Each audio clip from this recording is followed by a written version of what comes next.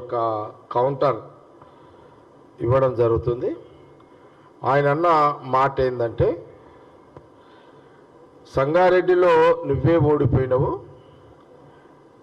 మా ఎమ్మెల్యేలది నువ్వేం చేయగలుగుతావు అని ఆయన ప్రశాంత్ రెడ్డి అన్నాడు. ప్రశాంత్ రెడ్డి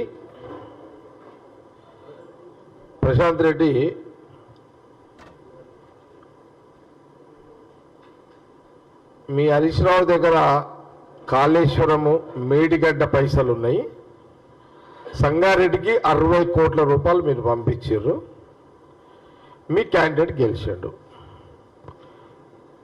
నా దగ్గర 60 కోట్లు ఉంటే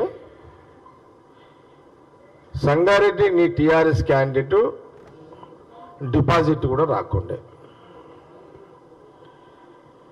పట్టపగలే నీ క్యాండిడేట్కి సుక్కలు చూపెడుతుంటే నేను 60 కోట్లు నా దగ్గర ఉంటే.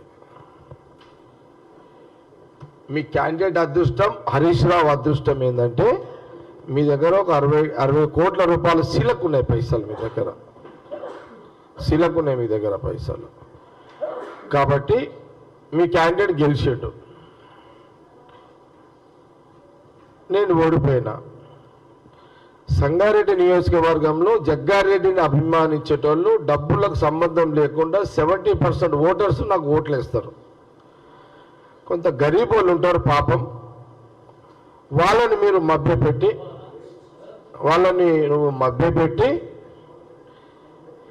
హరీష్ రావు దగ్గర 60 కోట్లు పంపించిండు, మీ క్యాండిడేట్ గెలిచిండు.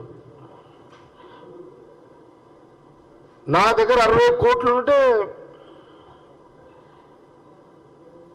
నా దగ్గర ఒక 60 కోట్లు ఉంటే మీ వాడు డిపాజిట్ గల్ల అవుతుంటే, జైరాబాద్లో ఇంకొక 20 కోట్లు 25 కోట్లు మా దగ్గర ఉంటే ఆడెగిరిపోతుండే, పడంచేరులో ఒక 20-25 కోట్లు పెడితే ఆడెగిరిపోతుండే, నర్సాపూర్లో ఒక 20-25 కోట్లు మేము పెట్టుంటే ఆడెగిరిపోతుండే టీఆర్ఎస్ వాడు మీ క్యాండిడేట్. అంటే ఓవరాల్గా హరీష్ రావు మేడిగడ్డ అదే నిన్న మా ఉత్తమ్ కుమార్ రెడ్డి గారు ఒకరిని ఈఎన్సీని సస్పెండ్ చేసి పడదేంగిండు, ఒకరినేమో రిజైన్ చేసి పడేసిండు. ఆ పైసలే కొంపముచ్చినాయి ఇప్పుడు ఇవన్నీ మేమంతా. అర్థమైందా ప్రశాంత్ రెడ్డి, నీకు అర్థమైందా? ఇప్పుడు నేను చెప్పిందేమో ఎక్కిందా బుర్రకి నీకు? ఇప్పుడు ఎంత అవుతుంది? 60 ఆడ 25 25 అది 75 60 ఎంత అని 100 150 కోట్లు 150 కోట్లు సంగారెడ్డి నియోజకవర్గం అయితే. నాదేమో కొంత సపరేట్గా పెడతారు, ఎందుకంటే నీ అమ్మాయి వీడు గెలిస్తే మళ్ళీ ఇది హెడేక్ ఉంటుంది వీనితోటి అని నన్ను టార్గెట్ ఉంటుంది ఎప్పుడైనా. ఈ రాష్ట్ర రాజకీయాల్లో కొంత టార్గెట్ లీడర్లో ఉన్నాం. జగ్గారెడ్డి, ఒక రేవంత్ రెడ్డి, తర్వాత ఉత్తమ్ కుమార్ రెడ్డి, లేకపోతే అటు కోమటిరెడ్డి వెంకటరెడ్డి, లేకపోతే అటు శ్రీధర్ బాబు, ఇట్లా కొంత టార్గెట్ ఉంటాం మేము. అటు జీవన్ అన్న,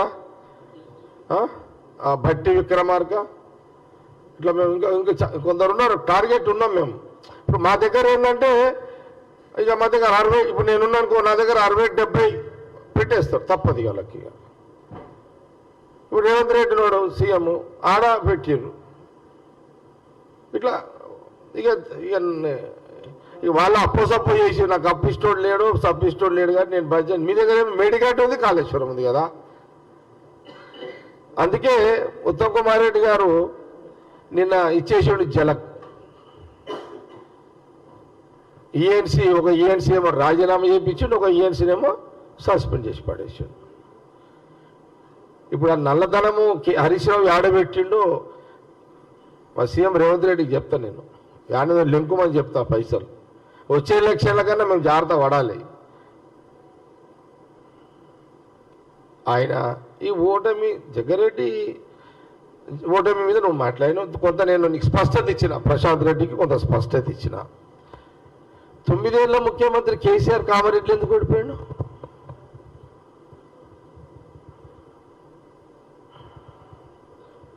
మీరు కేసీఆర్ తోపు అంటారు కదా, మరి ఆయన ఎందుకు ఓడిపోయినాడు కామారెడ్డిలో? 9 ఏళ్ళ ముఖ్యమంత్రి ఒక పేద తోపు అని మీరు అంటారు, ఆడ తోపు తూట అయిపోయినాడా? తుస్సు అయిపోయింది కదా కేసీఆర్ గారు. మళ్ళీ దానికి ఏం చెప్తాం? మళ్ళీ ప్రశాంత్ రెడ్డి, మనం ఎప్పుడైనా ప్రశాంత్ రెడ్డి మనం ఒక అపోజిషన్ పార్టీ మీద మాట్లాడేటప్పుడు తర్వాత మళ్ళా అవతలోడు ఏం మాట్లాడుతాడో జ్ఞానాన్ని సంపాదించుకో ప్రశాంత్ రెడ్డి. ఇప్పుడు నువ్వు మళ్ళీ దీనికి కౌంటర్ ఏమైనా ఇచ్చినావు అనుకో, ఇంకో కథ ఉంటుంది మళ్ళా. అంత మా దగ్గర ఎంతసేపు టాకా టాకా అంతే. నువ్వు మొన్న వచ్చిన రోడ్డు మాది ఎంత మొత్తం బుర్రలు పండి మేము రోడ్ల మీద తాకులు తిని వచ్చిన వాళ్ళం కదా.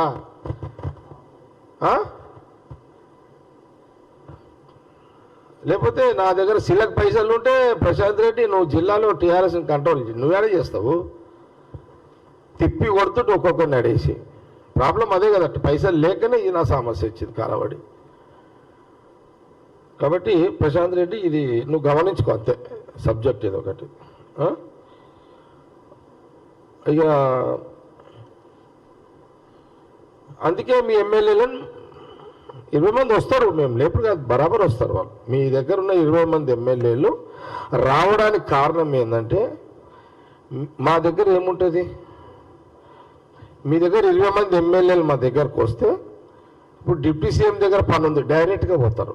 ఉత్తమ్ కుమార్ రెడ్డి ఇరిగేషన్ మినిస్టర్ డైరెక్ట్గా పోతారు, శ్రీధర్ బాబు డైరెక్ట్ పోతారు, పొన్నం ప్రభాకర్దే డైరెక్ట్గా పోతారు, వెంకరెడ్డిదే డైరెక్ట్గా పోతారు, పొంగులేటి శ్రీనివాస్ రెడ్డి దగ్గరికి డైరెక్ట్గా పోతారు, రెవెన్యూ మినిస్టర్ దగ్గరికి డైరెక్ట్గా పోతారు.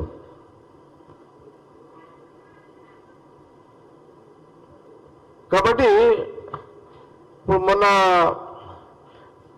అదే మీరు మీ ఎమ్మెల్యేలు మీ దగ్గర ఉన్నారు, అప్పుడు ముఖ్యమంత్రి ఉన్న కేసీఆర్ దగ్గరికి డైరెక్ట్గా ఇప్పుడు సీఎం దగ్గర పోయే పరిస్థితి ఉండేనా? లేదు.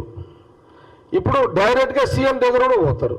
మా దగ్గర మంత్రుల దగ్గర పోవచ్చు, ముఖ్యమంత్రి దగ్గర కూడా పోవచ్చు. నీ దగ్గర ఎవరు? హరీష్ రావు, కేటీఆర్ బిడ్డ కవిత, ఇంకోడు అండర్ గ్రౌండ్ మేనల్లుడా కొడుకో సంతు కొడుకు ఈ 4 స్తంభాలు ఆటనే కదా మీ దగ్గర. మా దగ్గర ఏముంది, మీ ఎమ్మెల్యేలు మా దగ్గరకు వస్తే ఏ మినిస్టర్ దగ్గరికైనా పోయి మీ వాళ్ళు హ్యాపీగా పని చేసుకుంటారు, ప్రజలకు జవాబుదారుగా ఉండగలుగుతారు.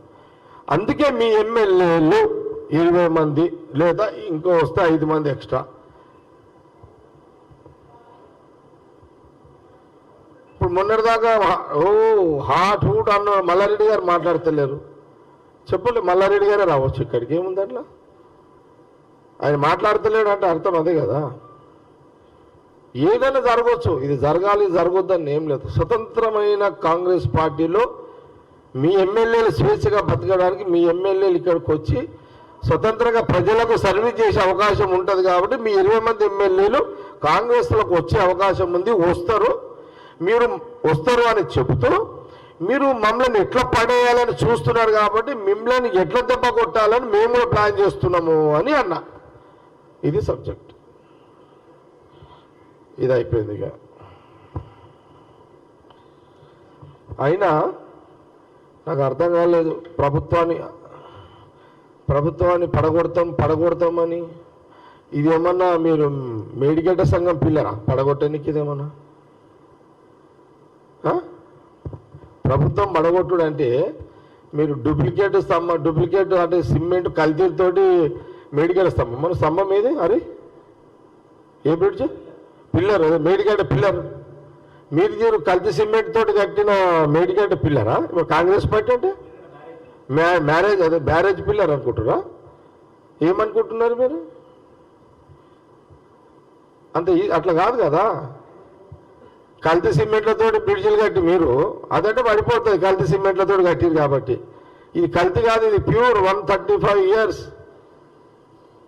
130గా అరే 135 ఏళ్ళ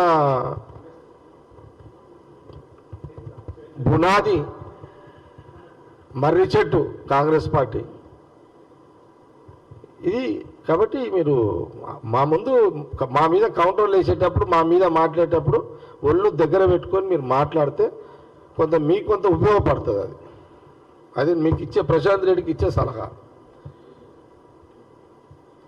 ఏదో అసెంబ్లీలో మైక్ ఉంది కదా మీ చేతుల, మీ గవర్నమెంట్ ఉన్నప్పుడు ప్రశాంత్ రెడ్డి రెడ్ అంటే రెడ్, గ్రీన్ అంటే గ్రీన్ ఇదేమో అసెంబ్లీ ఇదేమన్నా అది అసెంబ్లీ నడిచింది. ఎందుకంటే నీ చేతిలో బటన్ ఉంటుంది, స్పీకర్ నీ చేతులు ఉంటాడు కాబట్టి సరే చిట్టి రాసిపోతే రెడ్ లేకపోతే గ్రీన్ అంటే గ్రీన్ అంటే ఆయన నడుస్తుంది. అడిగి నడవదు కదా, ఈ బయట ప్రపంచంలో నడవదు అట్లా. ప్రశాంత్ రెడ్డి అట్లా నడవదు, అట్లా ఏదో మాట్లాడితే అట్లా నడవదు అదంతా. జగ్గారెడ్డి పదవులు అవసరం లేదు. కాంగ్రెస్ పార్టీలో నేను ఒక వెపన్, నేను ఒక ఆయుధాన్ని కాంగ్రెస్ పార్టీలో. ఈ ఆయుధానికి గుర్రాలకు లేదు, ఏమి పోస్టులు అవసరం లేదు. దీనికి ఆయుధమే. నేను ఒక ఆయుధాన్ని కాంగ్రెస్ పార్టీలో, నేను ఒక ఆయుధాన్ని, ఒక వెపన్. నాకు ఎలాంటి పోస్టులు లేవు. మీకు పోస్టులు ఉంటేనే. ఇప్పుడు నేను జగ్గారెడ్డి అంటారు, కేటీఆర్ ఏమంటారు, కేసీఆర్ కొడుకు అంటారు, హరీష్ రావుని ఏమంటారు, మేనల్లుడు అంటారు, కవితని కేసీఆర్ బిడ్డ. అది కరెక్టే, వాళ్ళ బిడ్డలే, కొడుకులే. కానీ రాజకీయాలలో మీకు బ్యాక్గ్రౌండ్ చెప్పుకుంటే కానీ మీరు లీడర్ కాలేకపోయారు. జగ్గారెడ్డి బ్యాక్గ్రౌండ్ ఏం లేకుండానే జగ్గారెడ్డిగా నేను లీడర్గా ఎదిగిన ఈ రాష్ట్రంలో. ఏడన్నా రాష్ట్రం, 2 రాష్ట్రాలు ఎక్కడన్నా పోదాం, హరీష్ రావు అంటే ఎక్కడ మినిస్టరా, లేకపోతే హరీష్ రావు కేసీఆర్ మేనల్లుడా ఇట్లా అనాలి. జగ్గారెడ్డి అనగా అరే Jaggareddy Sangareddy, that is brand. అది అంటే మేము కష్టపడి తయారు చేసుకున్న రాజకీయ జీవితం అది. ఎన్నో ఒడుకుదొడుకులతో కష్టాలతో కూడుకున్న రాజకీయంగా ఎదిగిన వాళ్ళం నేను. కాబట్టి మాకు పోస్టులు పెద్ద ఉంటే ఒక తీరు లేకపోతే ఒక తీరు కాదు. జనంలో మేము సర్వీస్ పరంగా జగ్గారెడ్డి అనేది మా కష్టంతో తెచ్చుకున్న ఈ యొక్క ఒక వ్యవస్థలో మేము పాపులర్ అయినాం మేము. కాబట్టి ఇది కూడా ప్రశాంత్ రెడ్డి గమనించుకోవాలి. అచ్చా, ఇచ్చిన హామీలు మేము అమలు చేయకపోతే అంతర్యుద్ధం అంట. అంతర్యుద్ధం అంటే ఏంటిది? అంటే మా మీద యుద్ధమా, మీ లోపల యుద్ధమా? అరే ఏంది అంతర్యుద్ధం అంటే? ఎవరి లోపల? తెలంగాణ లోపల జరిగే అంతర్యుద్ధంలో మీ ఇలా 2 ఉన్నాయి. అంతర్యుద్ధం అంటే మీ పార్టీలో జరిగే అంతర్యుద్ధం ఒకటి, కాంగ్రెస్ మీద దుంకే అంతర్యుద్ధం ఒకటి.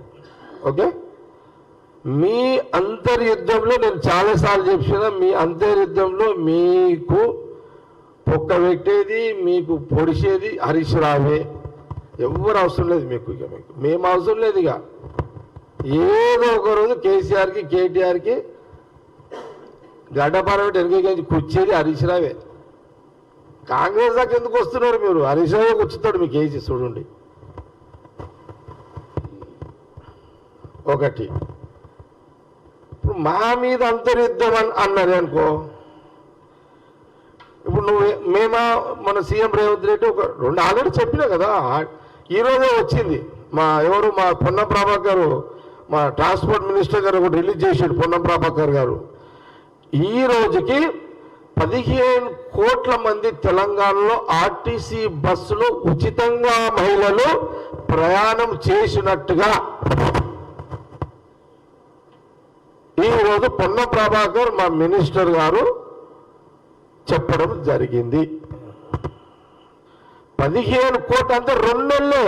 నిన్నటికి 2 నెలలే మా గవర్నమెంట్ వచ్చి 2 నెలల 15 కోట్ల మంది మహిళలు తెలంగాణ ప్రాంతంలో ఆర్టీసీ బస్సులో ఉచిత ప్రయాణం చేసినారు అని మా పొన్నం ప్రభాకర్ గారు ట్రాన్స్పోర్ట్ మినిస్టర్ గారు చెప్పడం జరిగింది. ఇది ఒక ఆల్రెడీ ఇంతమంది మహిళలు ఇక తిరుగుతూనే ఉన్నారుగా. ఇప్పటివరకు ఖర్చు ఎంత వచ్చింది? 500 కోట్లు. ఈ ఉచిత ప్రయాణానికి ప్రభుత్వము, కాంగ్రెస్ ప్రభుత్వము ప్రజల యొక్క ధనాన్ని ప్రజలకి అందిస్తున్న దానికి ఏంది 535 కోట్ల రూపాయలు ఇప్పటి వరకు కూడా ప్రభుత్వమే మహిళల ఉచిత ప్రయాణము యొక్క భారము ప్రభుత్వము మోస్తున్నది. ఇది ప్రజలు డైరెక్ట్గా బెనిఫిట్ పొందుతున్నారు కదా. ఇప్పుడు దవాఖానాలో పోతున్నది ఆ లిస్టు తెప్పిస్తాను నేను, మళ్ళీ నెక్స్ట్ మాట్లాడతాను. నేను ప్రశాంత్ రెడ్డికి ఏం చెప్తున్నా అంటే, ప్రశాంత్ రెడ్డి అనుకో, లేకపోతే కేటీఆర్ అనుకో, లేకపోతే హరీష్ రావు అనుకో, ఏం చెప్తున్నా అంటే, మా ముందు యుద్ధానికి వచ్చేటప్పుడు ముస్లింలకు మేము 12% రిజర్వేషన్ ఇస్తామని చెప్పి మోసం చేశారు. 9 ఏళ్ళు పరిపాలించారు. మేము ఊరుకుంటామా? మేము మీ మీద మేము చేస్తున్నప్పుడు మీరు దాడి చేయాలని చూస్తారు. మీరు ఏ పనులైతే చెయ్యలేదో మోసం చేసిరో 9 ఏళ్ళల్లా మేము 12% ముస్లింలకు ఇస్తున్న రిజర్వేషన్ ఇయ్యనందుకు మేము కూడా రాజకీయంగా ప్రతిపక్ష పార్టీగా మీ మీద రాజకీయ దాడి చేస్తాం. ఎస్టీలకు 12% రిజర్వేషన్ ఇస్తాను, చెయ్యలేము, లంబాడీలది, బంజారాలది, దాని మీద మీ మీద మేము కూడా అటాక్ చేస్తాము. 3016 నిరుద్యోగ వృత్తి ఇస్తానన్నావు, యువకులు మోసం చేసావు, దాని మీద టీఆర్ఎస్ పార్టీ మీద మేము కూడా దాడి చేస్తాము, రాజకీయ దాడి చేస్తాము. 57 ఏళ్లకు పెన్షన్ ఇస్తా అని చెప్పినావు, అది కూడా నువ్వు చేయలేవు, మేము దాని మీద కూడా నీ మీద రాజకీయ దాడి చేస్తాము. ఇంకా మీరు చెప్పిన ఉన్నాయి 4 అయితే మీకు ఉదాహరణకు చెప్పిన. మేమేం ఊకోము. మా ప్రభుత్వం మీద, మా పార్టీ యొక్క మేము చేస్తున్నప్పుడు మాకు బురదగాలే ప్రయాణం చేస్తున్నప్పుడు మీరు చెయ్యని పనుల మీద మిమ్మల్ని మీ ప్రతిపక్ష నాయకుడు అయినటువంటి కేసీఆర్ గారిని నిలదీస్తాము, కేటీఆర్ గారిని నిలదీస్తాము, హరీష్ రావు నిలదీస్తాము, మీ మాజీ మంత్రులను మేము కూడా ఎక్కడ పడితే అక్కడ మా కాంగ్రెస్ కార్యకర్తలు నిలదీస్తారు. మీరు ఇవి చెయ్యలేదు, దీనికి జవాబు చెప్పి మా ప్రభుత్వాన్ని మీరు విమర్శించండి అని మేము కూడా దాని మీద మాట్లాడతాం. తెలుసుకుందాం.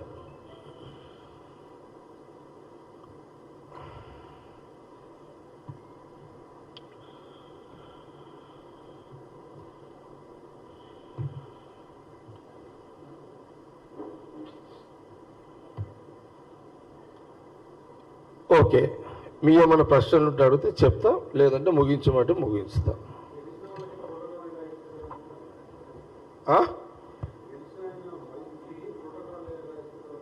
గెలిచిన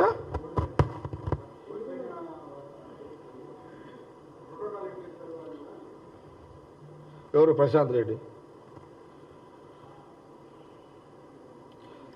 ప్రశాంత్ రెడ్డి కానీ, ఆనాటి ఇప్పుడున్న ప్రతిపక్ష నాయకుడు కేసీఆర్ కానీ, వాళ్ళ ఫ్యామిలీ,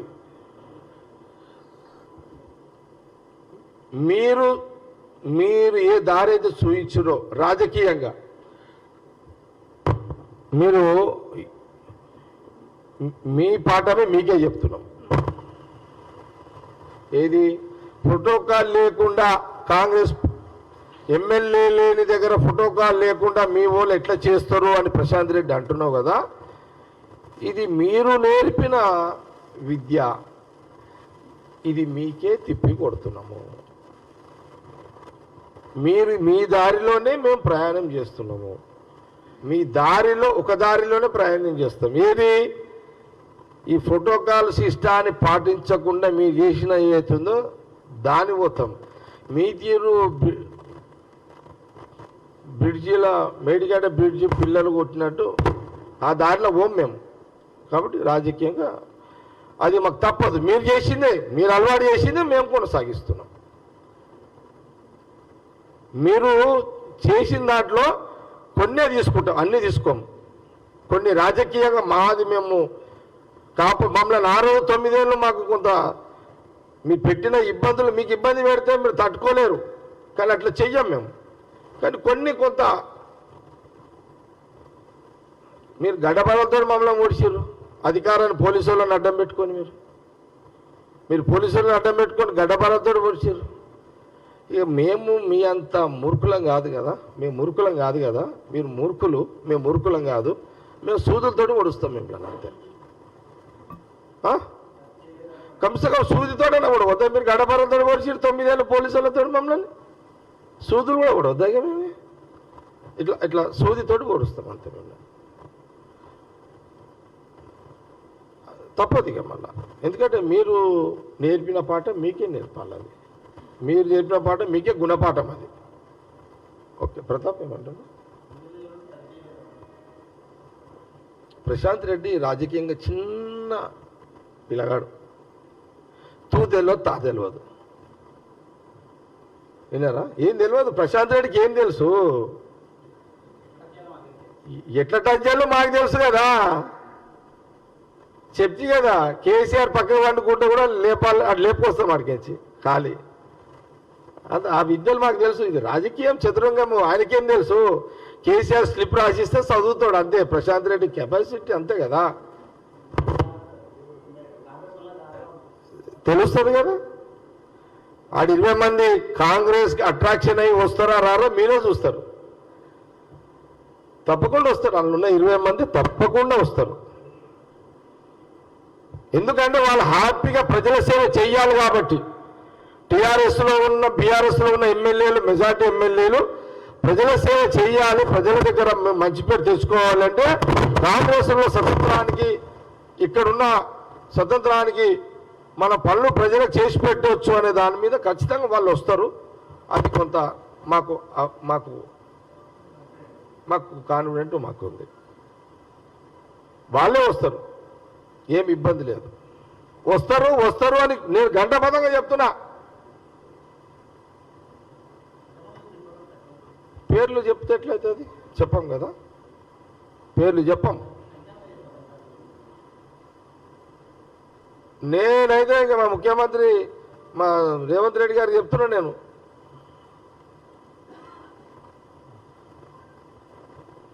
ఎందుకంటే బీజేపీ వాళ్ళు ఏం చేస్తారంటే టీఆర్ఎస్లో లేపి ఏదైనా చేయండి అంటారు. ఇది రాజకీయం కదా. బీజేపీకి బలం లేదు తెలంగాణలో. కాబట్టి మేము రాజకీయ పార్టీది. వాడు మా మీద యుద్ధం చేసే లోపల మేమే దాడి చేసేస్తాం. వాడు అట్లా. ఇది పాలిటిక్స్. ఏ రాజకీయంలో అయినా ఇవన్నీ మామూలు ఇదంతా. కాబట్టి మా జాగ్రత్తలో మేము ఉన్నాం, అట్లేం లేదు. ఇప్పుడు మా దగ్గర నిన్న కూడా చెప్తే కదా, సీఎం రేవంత్ రెడ్డితో పాటు ఒక టీం ఉన్నది. ఇప్పుడు ఇక్కడ ఎవరు ఉన్నారు? మన బట్టి విక్రమార్క కానీ, లేకపోతే అటు ఉత్తమ్ కుమార్ రెడ్డి, పొంగులేటి వెంకటరెడ్డి, శ్రీధర్ బాబు, ఒక టీం ఉంది కదా. ఏం ప్రాబ్లం లేదు, మంచి టీం ఉంది. ఎవరు జాగల వాళ్ళు అన్నట్టున్నారు. మేము మమ్మల్ని మేము ఎట్లా కాపాడుకోవాలి, రాజకీయంగా మీకు ఎట్లా గుణపాఠం నేర్పాలనే దాంట్లో మేము ఉన్నాం. అచ్చా, అరే ఏ మన్మడా? కేసీఆర్ సాబ్ మన్మడా?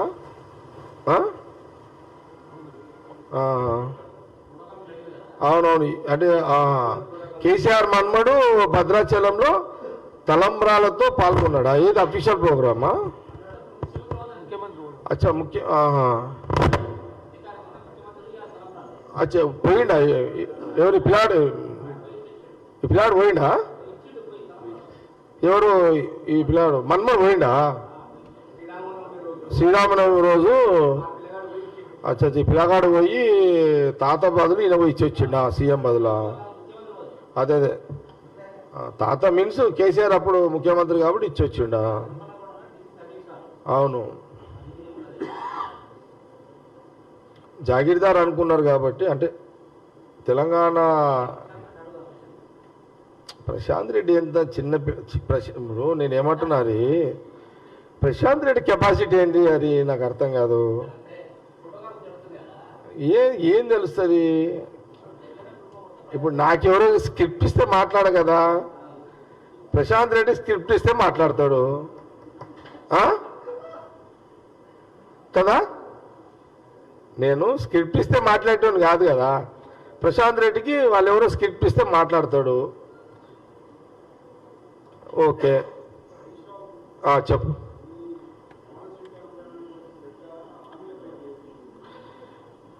నేనేమంటున్నా అంటే, హరీష్ రావు నువ్వు మాట్లాడకయ్యా, నువ్వు మాట్లాడకు.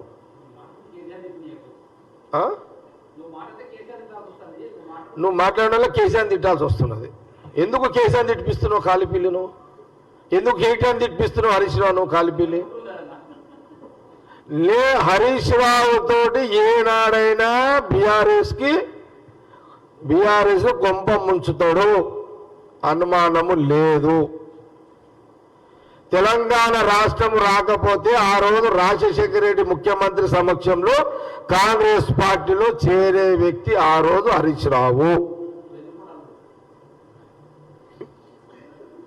వెన్నుపోటు అల్లుడే, మేనల్లుడే, అది కూడా అనుమానం లేదు.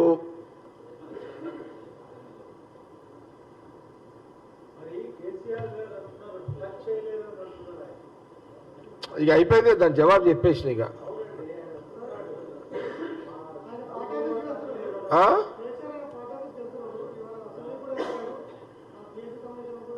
ఎవరు అది పోనీలే, మన పెద్ద పెద్ద చెప్పేసినాం. అది అయిపోయినాయి. ఇంకేంటి? ఏమైనా క్వశ్చన్స్ ఏమైనా ఉన్నాయా ప్రేమ్?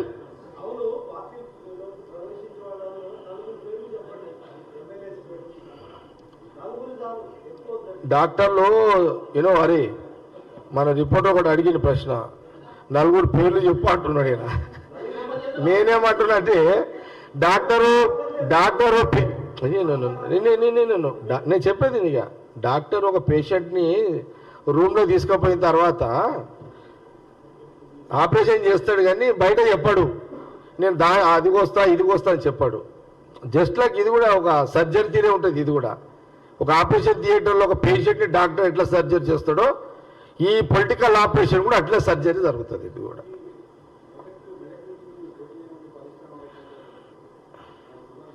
మెదక్ పార్లమెంటుకి సంబంధించి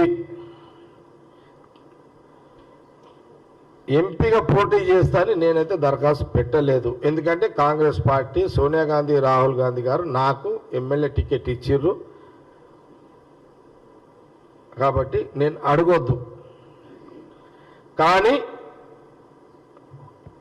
రాహుల్ గాంధీ గారు, ఖార్గే గారు లేదా సీఎం రేవంత్ రెడ్డి గారు వాళ్ళు ఏమన్నా ఆలోచన చేసి మెదక్ జిల్లాలో కొంత క్యాండిడేట్లు,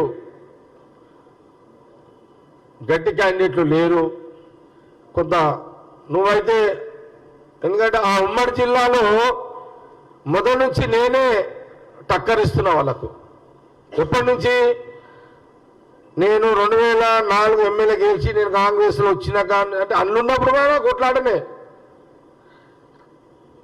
టీఆర్ఎస్లో ఉన్నప్పుడు కూడా నేను అప్పుడు హరీష్ రావుకు నాకు పడకుండా పొలిటికల్గా. తర్వాత నేను కాంగ్రెస్లోకి వచ్చిన తర్వాత ఫైటే నడుస్తున్నది కదా. అసలు జీవితం మొత్తం వాళ్ళ కుటుంబంతో ఉమ్మడి జిల్లాలో నేనే కదా కొట్లాడేది, ఇంకెవరు కొట్లాడటం లేదాడా? నేనే కొట్లాడుతున్నా ఓపెన్గా. అంత పెద్ద తెలంగాణ మూవ్మెంట్లో ఒక సందర్భంలో కేసీఆర్ గారు సంగారెడ్డి సభకు వస్తున్నాడంటే నేను హైవే మొత్తం ఆపేసిన. ఉదయం 5 గంటల నుంచి సాయంత్రం 5 గంటల వరకు మొత్తం హైవే దిగ్బంధం చేసిన. అప్పుడు కిరణ్ కుమార్ రెడ్డి గారు, డి శ్రీనివాసరావు గారు, ఇది మూమెంట్ ఉన్నది, నువ్వంటే తట్టుకుంటున్నావు కానీ మీతో తట్టుకోలేకపోతున్నారు, వదులు అంటే. తర్వాత కొంత పోలీసులు వచ్చారు, అరెస్టులు చేసారు. కిరణ్ కుమార్ రెడ్డి సీఎం అప్పుడున్న డిఎస్సీలు చెప్తే ఇనలేదు. నేను వినకపోతే నన్ను అరెస్ట్ చేశారు. మా గవర్నమెంట్ అయినా అరెస్ట్ చేసి పడేసారు. అప్పుడు కూడా 2 సార్లు నేను కేసీఆర్ బ్రేక్ చేసిన సంగారెడ్డిలో. అది మొత్తం మీకు తెలుసు కదా, మీడియా వాళ్ళకు, రాష్ట్ర ప్రజలకు అందరూ కూడా తెలుసు. ఒకవేళ నిజంగా అటు రాహుల్ గాంధీ గారు, కేసీ గారు లేదా ఖార్గే గారు స్థాయిలో సీఎం రేవంత్ రెడ్డి కానీ మా మిగతా సభ్యులంతా కూడా నిజంగా అక్కడ గట్టిగా పోటీ ఇవ్వాలి. జగ్గారెడ్డి అయితే ఆ ఫ్యామిలీకి, ఎందుకంటే మా 30 ఏళ్ళ బాగారెడ్డి గారు తర్వాత ఇందిరాగాంధీ గారు తర్వాత ఇక టీడీపీ వచ్చింది, తర్వాత బీజేపీ వచ్చింది. ఇక ఉద్యమం పేరుగా కేసీఆర్ కైవసం చేసుకున్నాడు. కొంత బ్రేక్ వచ్చింది, 30 ఏళ్ళ బ్రేక్ ఉంది. కాబట్టి ఒకవేళ నిజంగా మా వాళ్ళు పార్టీ, మా అధిష్టానం కొంత టఫ్ ఉంటుంది, నువ్వు నిలబడు అంటే అప్పుడు నేను ముందుకు వస్తా. కానీ నా తన నేను ముందుకు రాను. అది భావ్యం కాదు, పద్ధతి కాదు.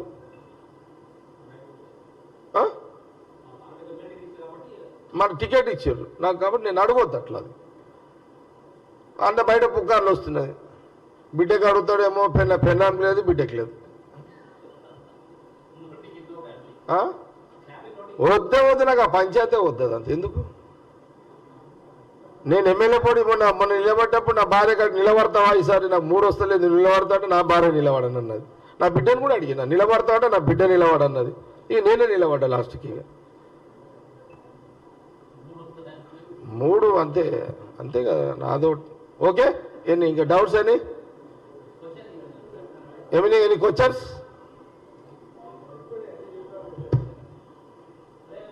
అరే మీరు చెప్పుండా మైక్ బంద్ చేయాలా అడుగుతారా? ప్రేమ్, చలో థ్యాంక్ యూ.